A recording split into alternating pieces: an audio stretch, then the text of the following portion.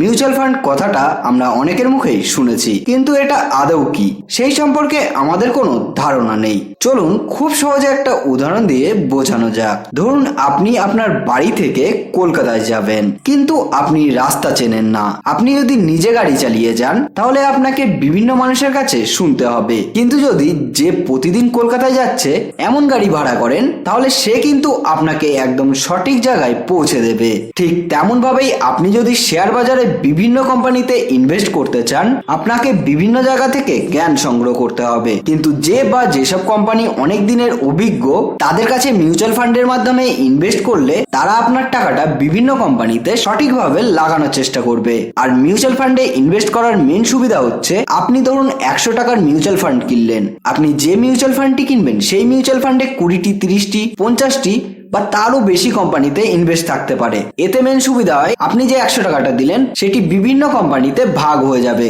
তার ফলেই পোর্টফোলিও ডাইভার্সিফিকেশনটি অনেক ভালো হবে আর তাতে রিস্কটা অনেকটাই কমে যাবে। তাছাড়াও মনে রাখবেন, আপনার বয়স এবং আপনি কতটা রিস্ক নিতে পারেন তার উপর ডিপেন্ড করে আপনার মিউচুয়াল ফান্ডের ইনভেস্টমেন্ট করতে হবে। এছাড়াও মনে রাখবেন, মিউচুয়াল ফান্ডে বিভিন্ন রকম ফান্ড হয়ে থাকে, যেমন large cap, small cap, multi cap এবং ফ্লেক্সি ক্যাপ।